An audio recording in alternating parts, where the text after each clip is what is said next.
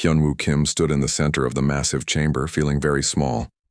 The walls stretched up so high he could barely see the ceiling. Lights from 12 different worlds cast strange colors across the polished floor. Around him, in a perfect circle, sat the most powerful beings in the galaxy. He had practiced this moment 1,000 times. Earth's first ambassador to the Galactic Council, the man who would speak for all of humanity.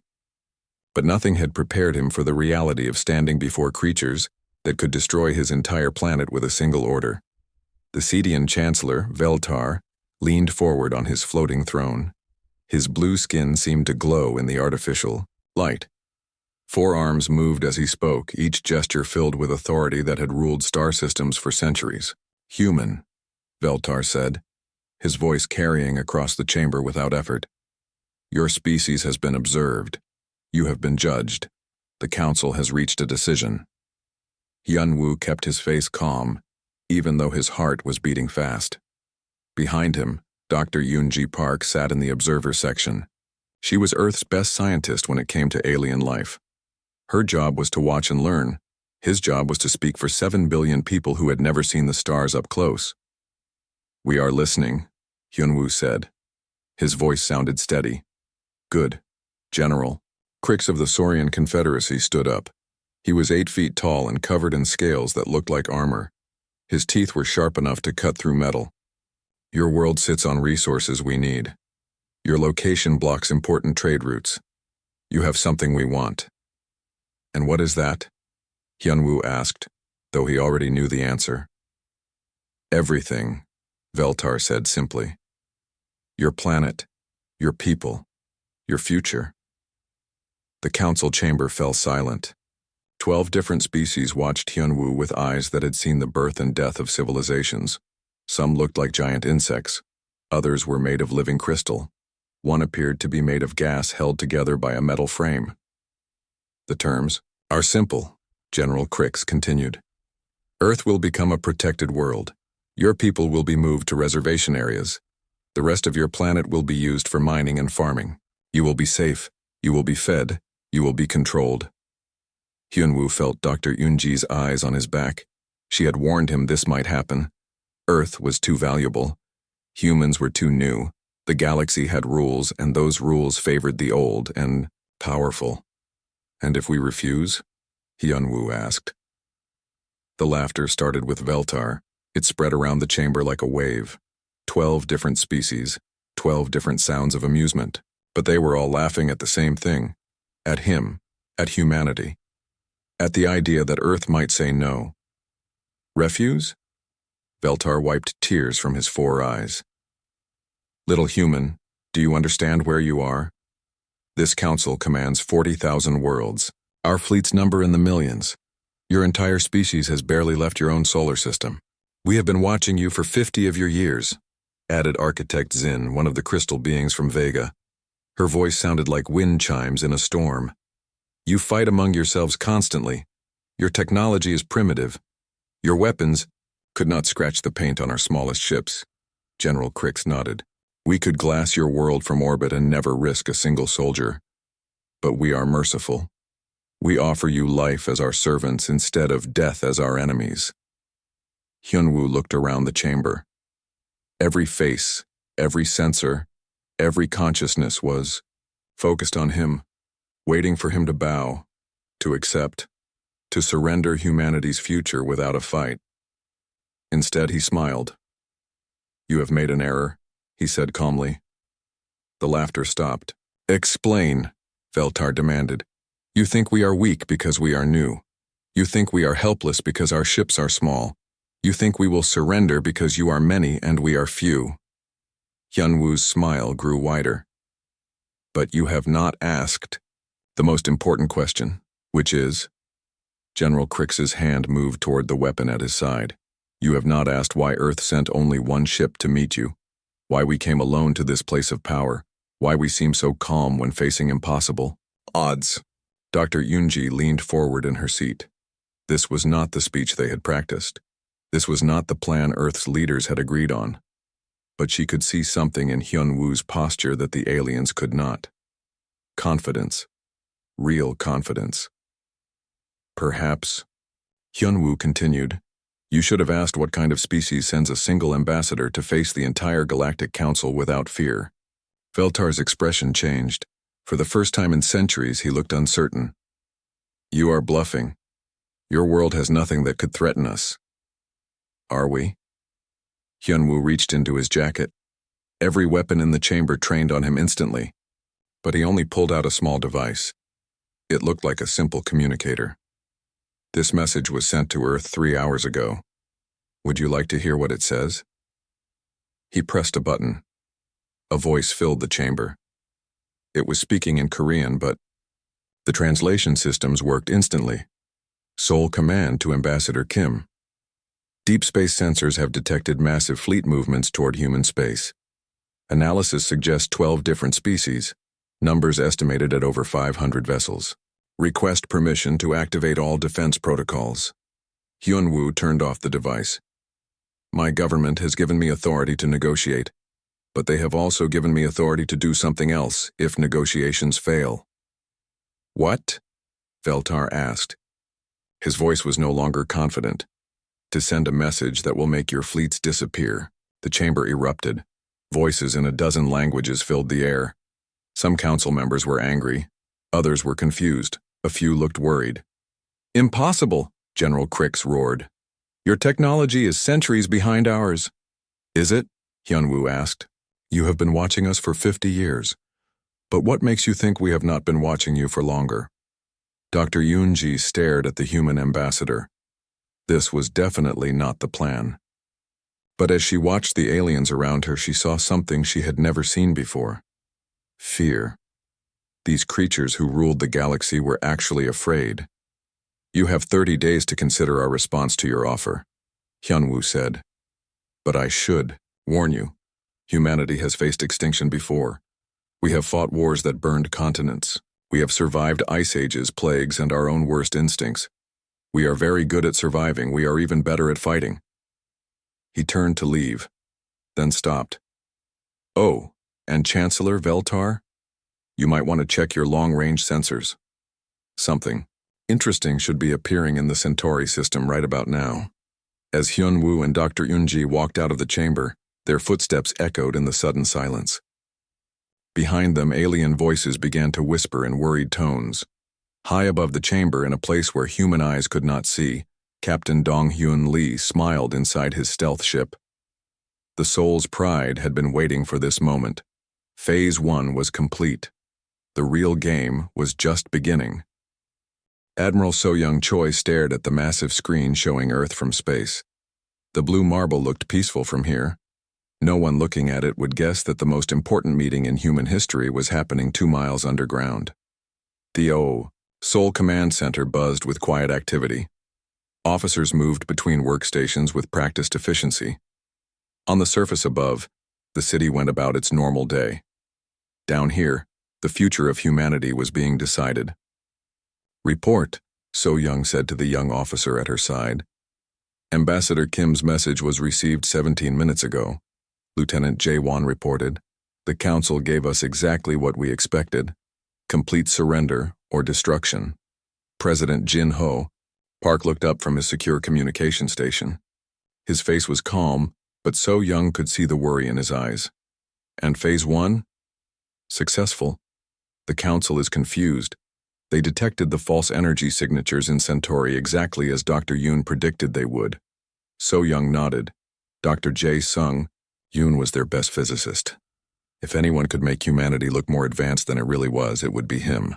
But even the best magic tricks only worked if the audience wanted to believe. General Kang, So-Young called to the military commander studying tactical displays. How long before their scouts reach our outer territories? General Minho Kang turned around. His uniform was covered with medals from 3 different wars, all Earth wars, all fights between humans. 48 hours if they push hard, maybe 60 if they take their time. They won't take their time, Dr. Yoonji Park said through the communication link from Station Nexus. Her face appeared on the main screen, looking tired but determined. I watched them during the meeting. They're scared but trying not to show. Scared creatures make dangerous choices. So Young walked to the center of the room where a three-dimensional map showed the local star systems. Red dots marked known council positions. Blue dots showed human colonies and ships. There were a lot more red dots. Hana, what's the status on Project Mirror? So Young asked. Engineer Hana Song looked up from her complex display of numbers and diagrams. All systems operational. The quantum entanglement communicators are working perfectly. The holographic projections are ready. The false sensor readings are broadcasting on all frequencies the Council uses. And they believe it? So far. But Admiral, this is like trying to convince a shark that a goldfish is a whale. The closer they look, the more likely they are to see through the deception. President Park joined them at the map. How much time do we need? For what, sir? To make this real. To turn our bluff into reality. So Young studied the map. Earth had 12 major shipyards. Mars had 8 more. The asteroid belt miners could be converted to weapons platforms in a few weeks. It would not be enough to fight the entire council, but it might be enough to make them think twice. 6 months minimum, she said. A year would be better. We have 30 days. Yes, sir. Across the command center, Commander Yujin Nam was preparing for the most dangerous mission of her career. Her team of 12 volunteers would take the merchant ship Busan Trader deep into Council space. Their job was to gather intelligence on enemy positions, technology, and weaknesses. Commander Nam, So Young called, "Are your people ready?" "As ready as anyone can be for a suicide mission," Yujin replied with a grin that did not reach her eyes. "But Admiral, we've been studying the Council for months. They have patterns, weaknesses. They've been at peace so long that their security is lazy." "Explain." Yujin pulled up her own tactical display. "Look at their fleet positions.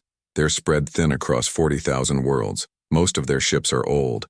Their crews haven't seen real combat in decades. They rely on reputation and numbers instead of skill." General Kang nodded slowly. Like the old Chinese saying, "The best sword grows dull if it's never used." Exactly. But there's more. Their different species don't trust each other completely. The Cedians think they're in charge because they're the richest. The Saurians think they're in charge because they're the strongest. The others go along because it's easier than fighting. So Young felt something that might have been hope. Alliance weaknesses. Yes. If we can make them doubt each other, their alliance might crack before their fleets ever reach Earth. On the main screen, Dr. Yoon appeared via communication link from the Lunar Research Facility. His hair was messy and his eyes were red from lack of sleep, but he was smiling. "Admiral, we have a breakthrough. The false energy signatures worked, better than expected. Council deep space monitors detected our dimensional drives exactly as planned. They think we have technology that can move ships through folded space." "Do we?" President Park asked hopefully. "No, sir. But they don't know that. I've been analyzing their communication intercepts. They're calling emergency meetings. Some of their scientists think humans might be more advanced than the Council itself." Hana Song laughed. "If they only knew we're using modified mining lasers and industrial fusion reactors to create those signatures." "The beautiful thing," Dr. Yoon continued, "is that they're looking for technology so advanced that they can't recognize simple tricks when they see them. They expect us to be primitive, so when they see something they don't understand, they assume it must be incredibly sophisticated." So Young turned to the intelligence station. "What about their internal communications?" Intelligence Officer Woo Jin Lim looked up from his screens full of alien text and symbols. "The translation AI is working overtime, but we're getting clear pictures. The Council is split. Half want to attack immediately before we can prepare our advanced defenses. The other half want to negotiate because they're afraid of our unknown capabilities." "Which half is winning?" "The aggressive half, unfortunately. General Crix is pushing for immediate military action. He's convinced that waiting gives us time to bring in reinforcements from our hidden fleets." President Park rubbed his temples. "Hidden fleets they think we have." "Yes, sir. The irony is that our weakness is being interpreted as strength. They can't find our main battle fleet because we don't have one. They think we're hiding our most powerful ships because we only sent one ambassador. They believe we're confident because we have secret weapons. So Young walked back to the tactical display. Earth's real defenses were pitiful compared to what the Council could bring. A few dozen ships with weapons designed for fighting other humans. Orbital platforms that could maybe stop an invasion from another Earth nation. Nothing that could stand against technology centuries ahead of their own. But humans had always been good at making the best of bad situations. "New orders," she announced. "Commander Nam, your mission is expanded. Don't just gather intelligence, start spreading some of our own. Let it slip that Earth has experimental weapons that we're reluctant to use. Mention planetary defense. Systems that could destroy entire fleets. More bluffs? More possibilities. If we can't win through strength, we'll win through doubt." Dr. Yunji's voice came through the communications again. "Admiral, something you should know. I've been analyzing biological samples from Council representatives. Most of their species have been genetically stable for thousands of years. They've used technology to solve every problem for so long that they've stopped evolving. Stopped adapting. What does that mean for us? It means they think in predictable patterns.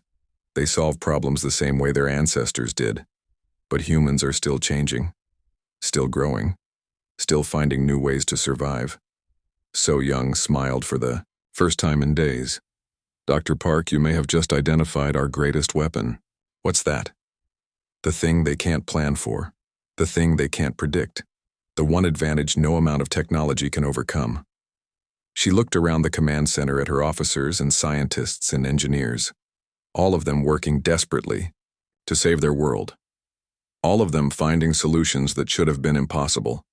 Humanity's refusal to give up. Outside, Earth continued its slow rotation.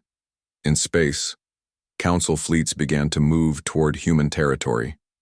And in the hidden depths of Sol Command, the greatest deception in galactic history continued to unfold. Commander Korth had served the Galactic Council for 200 years. He had seen the rise and fall of civilizations. He had commanded fleets that could reduce planets to dust. But as his 12 ships approached the edge of human space, he felt something he had not experienced in decades: uncertainty. The orders from Chancellor Veltar were clear: probe human defenses, test their capabilities, report back on the true strength of Earth's military. But the briefing files made no sense.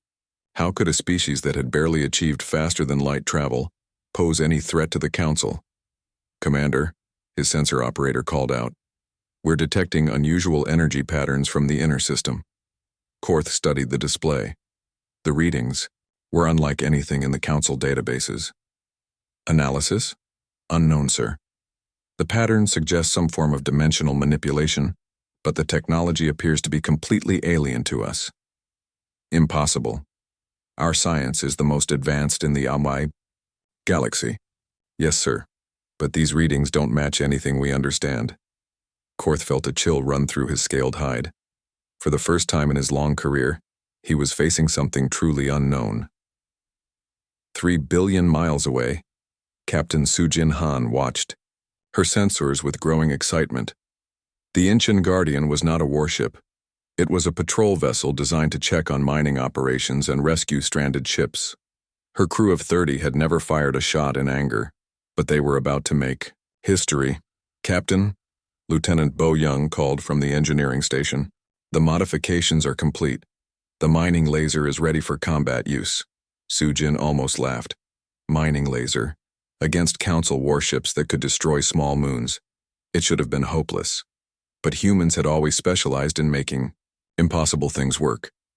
What about the other surprises? The cargo containers are in position. The reactor modifications are stable. And the asteroid field is exactly where Dr. Yoon predicted it would be. Sujin nodded. Dr. Yoon's calculations had been perfect. The asteroids would hide their ship until the last possible moment. The modified mining laser would appear far more powerful than it really was, thanks to some creative physics. And the cargo containers full of industrial waste would look like advanced weapon systems on Council sensors. Time until they reach optimal range? 18 minutes, Captain. Sujin activated the ship-wide communication system. "All hands, this is the captain. Today we face an enemy that has ruled the galaxy for thousands of years. They think we are weak because we are new. They think we are helpless because our technology is different. They are about to learn why that was a mistake. She paused, looking around the small bridge at her crew. They were young. They were inexperienced. But they were human. We may not win this fight, but we will show them that Earth does not surrender easily. We will show them that humans do not back down from impossible odds. And we will show them that underestimating us was the biggest mistake they ever made. The crew responded with quiet determination. No cheers, no heroic speeches, just professionals doing their job. Commander Korth's flagship, the Stellar Dominion, was the most advanced warship in the Saurian fleet. Its weapons could punch through planetary shields. Its armor could withstand direct hits from antimatter torpedoes. As it led the probe fleet deeper into human space, Korth felt his confidence returning. No signs of major defensive installations, his tactical officer reported. Long-range sensors show minimal military activity. What about those energy readings? Still present, but they appear to be coming from natural phenomena, possibly unusual stellar activity. Korth relaxed slightly. Perhaps the humans were bluffing after all. Perhaps their confident ambassador had been putting on an act. It would not be the first time a primitive species had tried to negotiate from a position of imaginary strength. Maintain course. Prepare to enter the inner system. That was when the asteroids exploded. Sujin had timed it perfectly. The Council fleet was focused on the inner planets when the hidden charges detonated. Suddenly, space filled with debris, radiation, and what appeared to be massive weapon signatures. Now! Sujin shouted. The Incheon Guardian burst from behind, the largest asteroid, its modified mining laser charging to full power. To Council sensors, it looked like a warship decloaking with weapons that could cut through anything. The truth was more complex. The mining laser was powerful, but it was never designed for combat. However, humans had learned to use industrial tools as weapons long before they reached the stars. The first blast caught Commander Korth's escort ship completely by surprise. The laser burned through its shields and hull in seconds, not because it was impossibly advanced, but because the Council ship's defenses were designed for energy weapons, not industrial cutting tools. Impossible! Korth roared as his sensors showed the escort ship breaking apart. What kind of weapon was that? Unknown technology, Commander. The energy signature is unlike anything in our databases. Sujin smiled grimly as she watched the enemy ships scatter. Target the second escort. Show them we're not done. But the Council ships were already adapting. Their shields shifted frequency. Their weapons locked onto the Guardian's position. 12 ships against one was overwhelming odds, even for humans. That was when Captain Boram Shin arrived. The Daegu's hammer was even less impressive than the Guardian. It was a cargo hauler that normally carried supplies between Earth and Mars. But Boram had spent the last month turning it into something special. Cargo bay doors opening, her engineer reported. Deploying special delivery.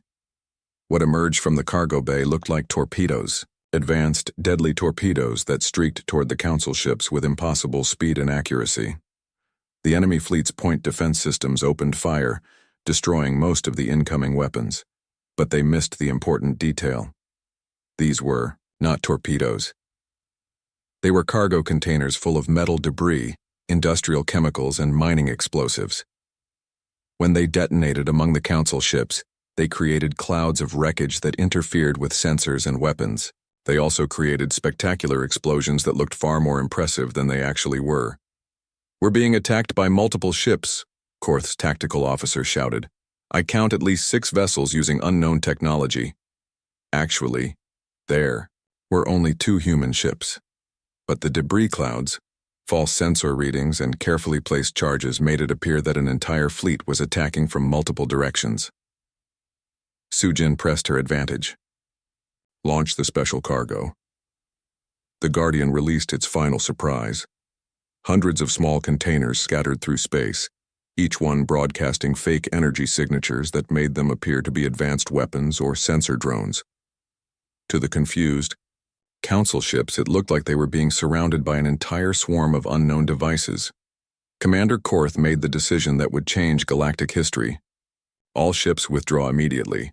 We are facing technology far beyond our understanding. As the remaining council ships fled toward the outer system, Su Jin surveyed the battlefield. 3 enemy ships destroyed, 4 damaged, and 5 in full. Retreat. The cost had been 1 modified mining laser, several cargo containers full of junk, and about 1,000 tons of industrial explosives. "Captain," Bo Young reported, "we're receiving a priority message from Seoul Command." Admiral So Young's face appeared on the screen. "Outstanding work, Captain. The entire council fleet is retreating. They're reporting encounters with impossible human technology. Admiral, we used modified mining equipment and garbage. If they look closely, they won't. They're too busy being terrified. Your victory just convinced the galaxy that Earth has weapons they can't understand." Sujin looked around her small bridge. Her crew was exhausted but proud. They had faced impossible odds and won through creativity, courage, and careful planning. "Ma'am, what are our orders now?" "Prepare for Phase 3. The Council is about to make their biggest mistake, and when they do, we'll be ready." As the Guardian limped back toward the inner system for repairs, news of the battle spread across the galaxy. The Galactic Council's invincible fleet had been defeated by primitive humans using unknown technology. In the council chambers on Station Nexus, Chancellor Veltar stared at the battle reports with growing fear. How had they so completely underestimated humanity? General Crix pounded his fist on the table. "This proves they were hiding their true capabilities. We must strike now before they bring in reinforcements." "What if they already have reinforcements?" Veltar asked quietly. "What if this was just a probe of their defenses?" Neither alien leader noticed Dr. Yoon-Ji Park in the observer section, carefully recording every word for transmission back to Earth.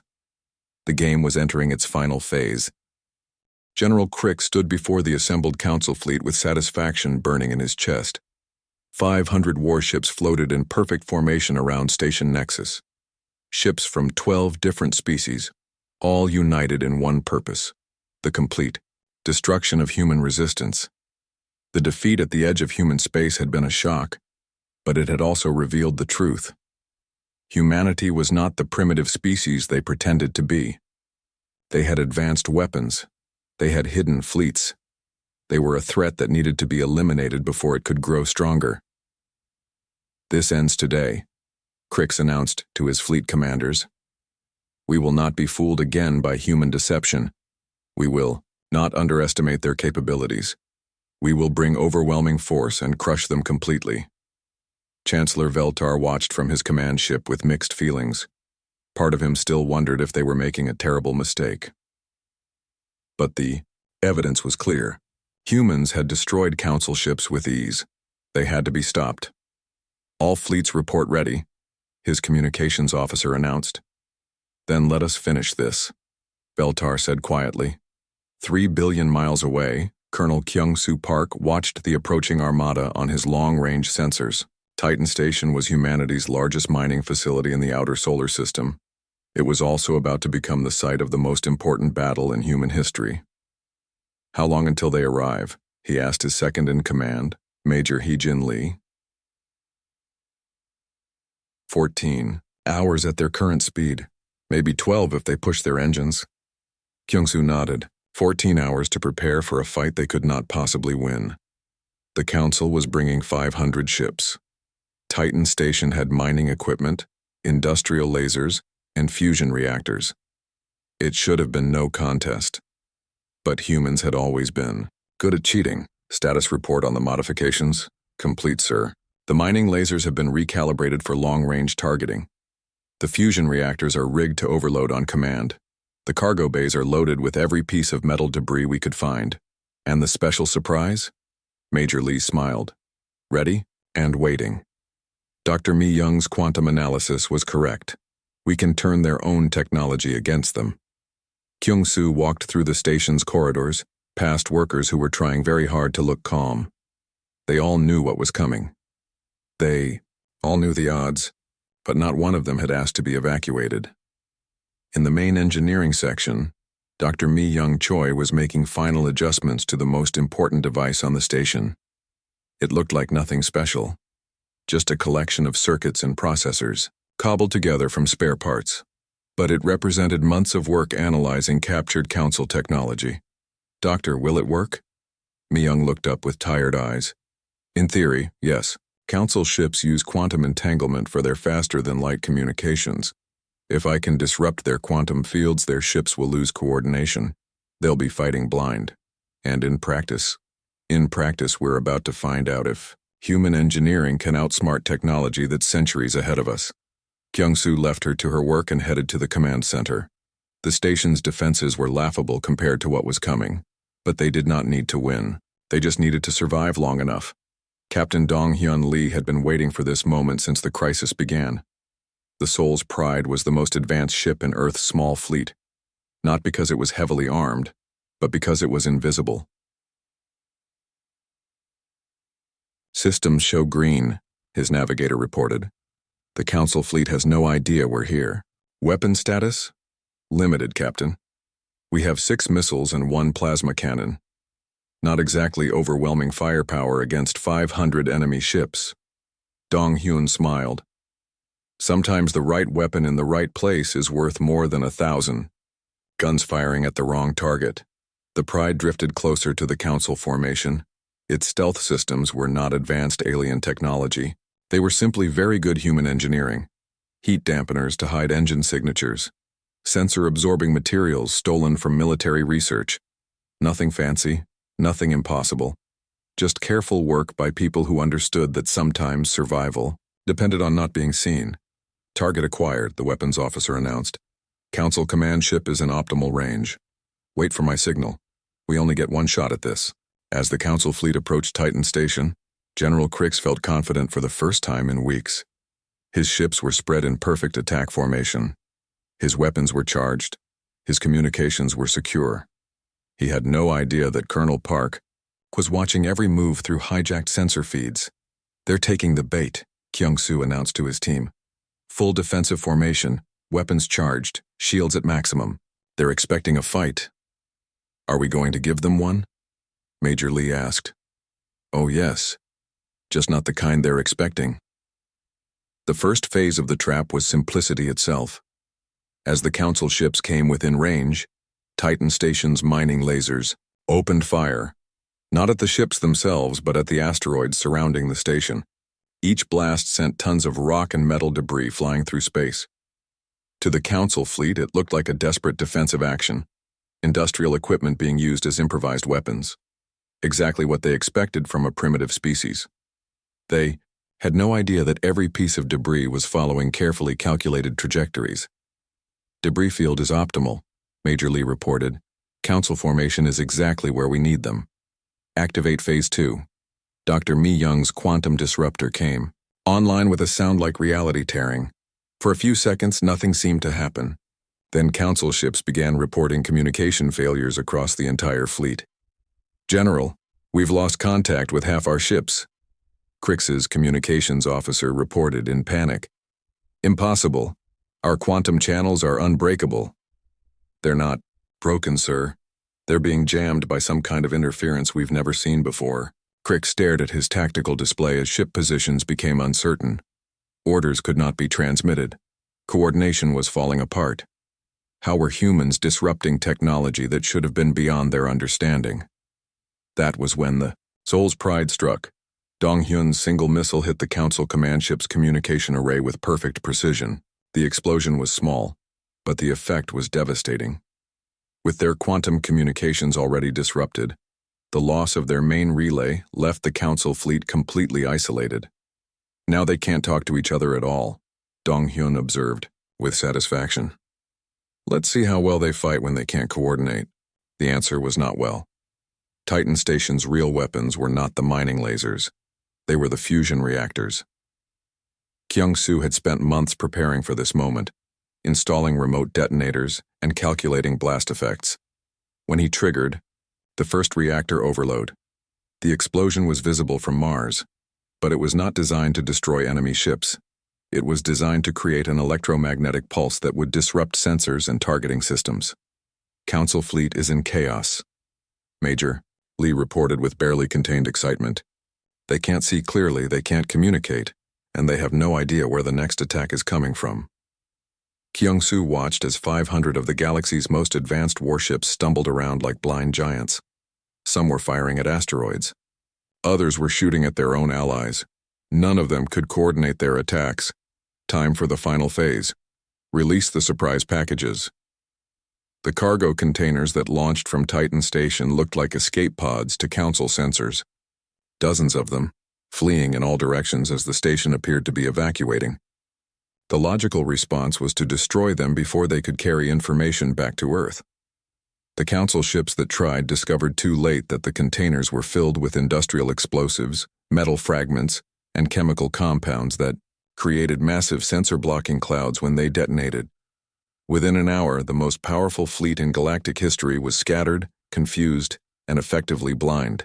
They had superior weapons, better shields, and advanced technology. But they could not use any of it effectively. General Crix, Chancellor Veltar's voice came through on emergency frequencies. We must withdraw. We cannot fight effectively under these conditions. Withdraw? Crix could not believe what he was hearing. We have 500 ships. 500 ships that cannot see their targets, cannot communicate with each other, and cannot coordinate their attacks. The humans have turned our advantages against us. As the Council fleet began its confused retreat, Kyung-soo allowed himself one moment of satisfaction.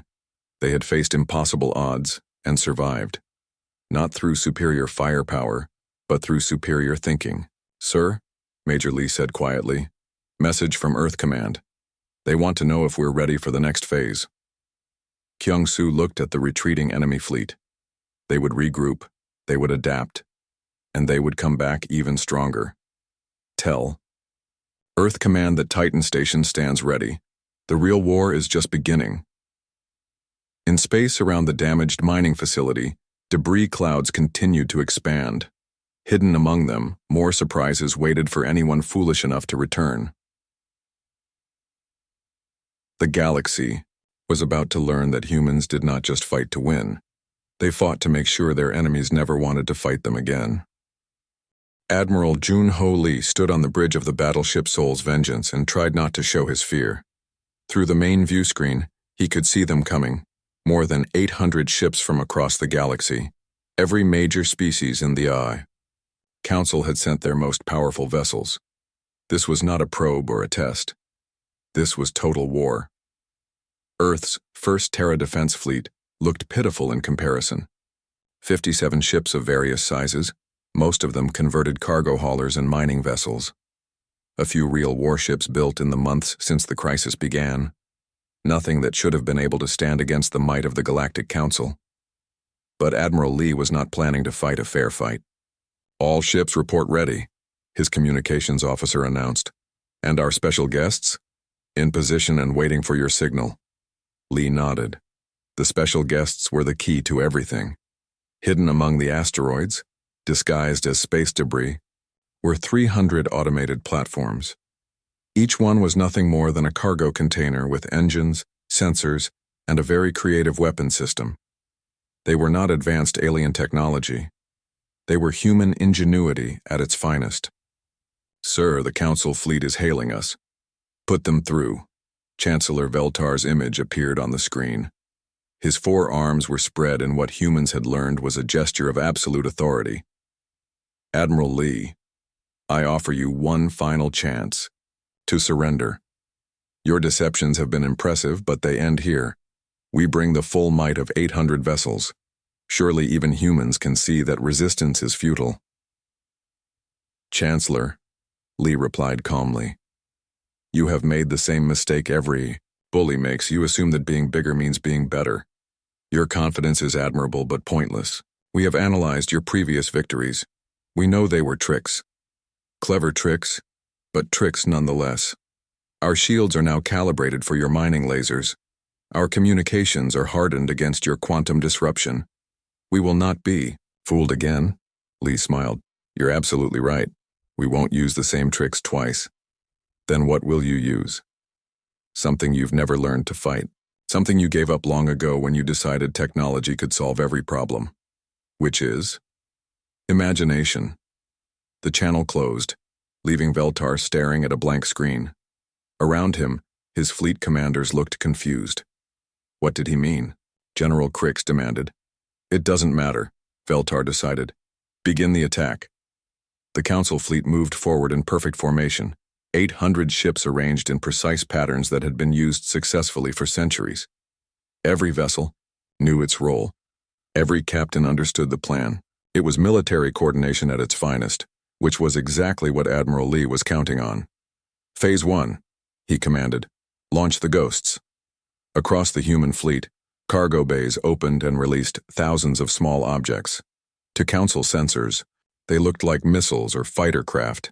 The enemy point defense systems opened fire immediately, destroying most of them in brilliant explosions. But these were not weapons. They were decoys, simple metal shells with basic propulsion and sensor reflectors. Their only purpose was to make the Council fleet waste ammunition on targets that could not hurt them. Predictable, Lee observed as enemy weapons blazed across space. Captain Yuri, begin your run. Captain Yuri Kim commanded the light cruiser Busan's Honor. Her ship was fast, lightly armed, and about to attempt something that would have been considered suicide by any reasonable military analysis. She aimed her ship directly at the center of the Council formation and accelerated to maximum speed. Ma'am, her tactical officer said nervously, we're heading straight for 800 enemy ships. I know, Yuri replied. Trust me.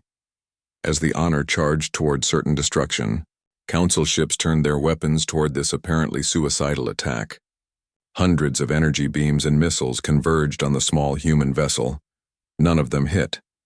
Not because the Honor had impossible shields or advanced evasion systems, but because Yuri was flying in a pattern that no Council computer could predict. She was not following any military doctrine or tactical manual. She was improvising, making split-second decisions based on instinct and experience. To the aliens, it looked like magic. To humans, it was just good piloting. Now, Yuri shouted as she reached optimal position. The Honor released its cargo directly into the heart of the enemy formation. Not weapons, but communication jammers, sensor scramblers, and holographic projectors. Simple devices that created chaos in the carefully organized Council fleet. Suddenly, 800 ships found themselves unable to tell friend from enemy. Their sensors showed human vessels everywhere, but most of them were illusions. Their communications were filled with false orders and contradictory information. All ships, ignore the false signals, Veltar commanded. Maintain formation. But it was too late. The Council fleet was already breaking apart as individual captains made their own decisions about which targets were real and which were fake. That was when Admiral Lee activated his greatest weapon. Deploy the mirrors. Hidden among the asteroids, the 300 automated platforms came online. Each one had been built from spare parts and mining equipment. Each one carried a single weapon that would have been laughable against Council shields, industrial welding lasers. Individually, they were harmless. But Admiral Lee was not using them individually. He was using them as components in a system that spanned millions of cubic kilometers. The first laser fired at a carefully positioned mirror satellite. The beam reflected to a second mirror, then a third, then a fourth. Within seconds, dozens of weak industrial lasers were combining into focused beams of incredible power. Impossible! General Crix breathed as his sensors detected energy readings that made no sense. Those are industrial tools. They cannot generate that much power. Individually, no, Lee said over the open channel. But we humans learned long ago that many small things working together can accomplish what one large thing cannot. The combined laser struck the Council flagship's shields with the force of a small sun. The shields held, but barely. Recalibrate all shields for focused. Laser attack, Veltar ordered. Sir, we don't know how to defend against this. Our shields are designed for energy weapons of known types. This appears to be hundreds of individual beams somehow combined into one. That was when Commander Sung Hwan Park struck, with the converted cargo hauler Inchin's Revenge. His ship carried no advanced weapons. Just a cargo bay full of metal debris and a very creative approach to warfare. He rammed his ship directly into a Council cruiser. The impact should have destroyed both vessels. Instead, it only damaged the enemy ship while the Revenge bounced away with minimal harm. The secret was in the cargo bay. Thousands of metal fragments had been released at the moment of impact, absorbing and distributing the collision energy. Ramming attack successful, Xinhuan reported cheerfully. Enemy cruiser is disabled. Revenge is ready for another run. Across the battlefield, other human captains began using similar tactics. Ships designed for cargo hauling and mining suddenly became unpredictable weapons platforms. The Council fleet, trained for conventional warfare, had no idea how to respond to enemies who refused to fight conventionally. Captain Wan Bin Seo was piloting a ship that had been a passenger liner just 6 months ago.